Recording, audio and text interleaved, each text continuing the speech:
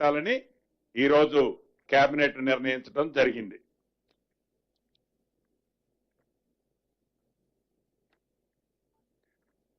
అదే రకంగా SRSP stage 2 main canal కి రామిరెడ్డి దామోదర్ రెడ్డి గారి పేరును కూడా గతంలోనే గౌరవ ముఖ్యమంత్రి గారు స్థానిక ప్రజల కోరిక మేరకు ఆ జిల్లా ప్రజాప్రతినిధుల కోరిక మేరకు ఏదైతే అభ్యర్థించారో ఆ అభ్యర్థిని అక్కడ స్టేజీ మీద అనౌన్స్ చేశారు.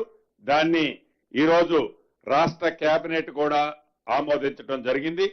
అదే రకంగా ఏదైతే ఔటర్ రింగ్ రోడ్డుకి ఓఆర్ఆర్ కి ఇన్నర్ సైడ్ ఉన్న ఏవైతే ఇండస్ట్రీస్ ఉండి ఆ ఇండస్ట్రీలు వివిధ కారణాల చేత షట్ డౌన్ ఉండి ఇండస్ట్రీస్ ఉండొద్దు అని కొన్ని నియమ నిబంధనలు outer ring road inner side industries ఉండొద్దని నియమ నిబంధనలు ఉన్నాయి. వాళ్ళని రీప్లేస్ చేయాలని గతంలోనే వాళ్ళకి నోటీసులు ఇవ్వటం జరిగింది. ఏవైతే industries lands outer ring road లోపల ఉన్నాయో వాటిని మినీ యూజ్ జోన్లుగా వాటిని చేయాలని ఆ చేసే దాంట్లో కూడా ఆ ప్లాట్ ఉన్న ఫ్రంట్ నున్న రోడ్డు విడ్త్ను బట్టి దానికి రాష్ట్ర ప్రభుత్వానికి కొంత ఫీజు కట్టే అంశాన్ని కూడా ఈ రోజు కేబినెట్ ఆమోదించడం జరిగింది.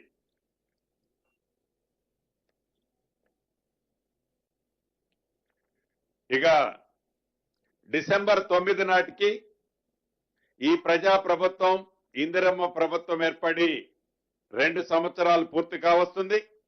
ఈ 2 సంవత్సరాల్లో పేదవాళ్ల కోసం సంక్షేమ కార్యక్రమాలతో పాటు రాష్ట్ర అభివృద్ధితో పాటు హైదరాబాద్ కోర్ ప్రాంతంలో అనేక అభివృద్ధి కార్యక్రమాలు ఏవైతే చేపట్టామో వీటన్నిటితో పాటు ఇండస్ట్రీల పాలసీని గతంలోనే అనౌన్స్ చేశాం.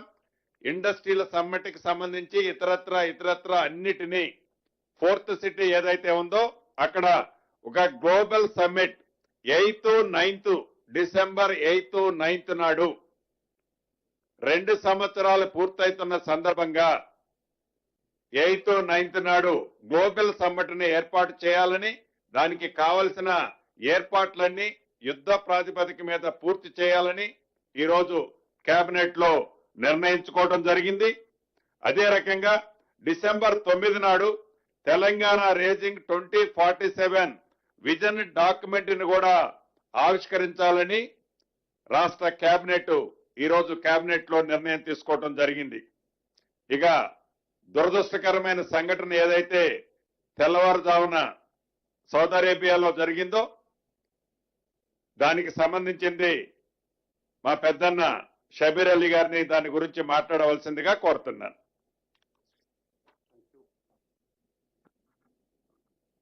ఆయన పేరు